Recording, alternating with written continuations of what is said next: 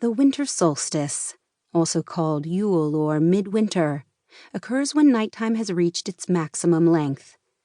After the solstice, the length of the days will begin to increase. Though the cold darkness is upon us, there is a promise of brighter days to come. In Wiccan lore, this is the time when the young solar god is born. In some neo-pagan traditions, this is when the Holly King is destined to lose the battle to his lighter aspect, the Oak King. Candles are lit, feasts are enjoyed, and evergreen foliage is brought in the house as a reminder that, despite the harshness of winter, light and life have endured. At Imbolc, the ground is just starting to thaw, signaling that it's time to start preparing the fields for the approaching sowing season. We begin to awaken from our months of introspection and start to sort out what we have learned over that time, while also taking the first steps to make plans for our future.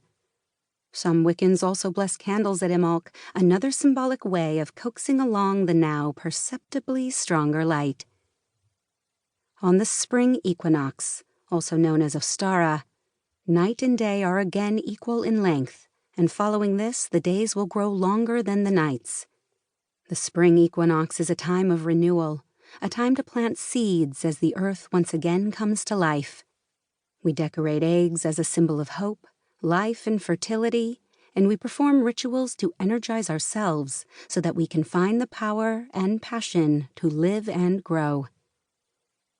In agricultural societies, Beltane marked the start of the summer season. Livestock were let out to graze in abundant pastures, and trees burst into beautiful and fragrant blossom. Rituals were performed to protect crops, livestock, and people. Fires were lit, and offerings were made in the hopes of gaining divine protection. In Wiccan mythos, the young goddess is impregnated by the young god. We all have something we want to harvest by the end of the year, plans we are determined to realize, and Beltane is a great time to enthusiastically get that process in full swing. The summer solstice is the longest day of the year. It's also called Litha or midsummer. Solar energies are at their apex, and the power of nature is at its height. In Wiccan lore, it's the time when the solar god's power is at its greatest, so, paradoxically, his power must now start to decrease, having impregnated the maiden goddess who then transforms into the Earth Mother. In some neo-pagan traditions, this is when the Holly King once again battles his lighter aspect, this time vanquishing the Oak King. It's generally a time of great merriment and celebration. At Lunasa, the major harvest of the summer has ripened. Celebrations are held, games are played, gratitude is expressed, and feasts are enjoyed. Also known as Lammas, this is the time we celebrate the first harvest, whether that means the first of our garden crops or the first of our plans that have come to fruition. To celebrate the grain harvest, bread is often baked on this day. The autumn equinox, also called Mabon, marks another important seasonal change and a second harvest. The sun shines equally on both hemispheres, and the lengths of night and day are equal. After this point, the nights will again be longer than the days.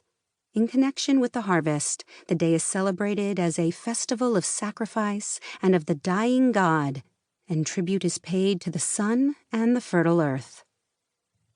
To the Celtic people, Samhain marked the start of the winter season. It was the time when the livestock was slaughtered and the final harvest was gathered before the inevitable plunge into the depths of winter's darkness.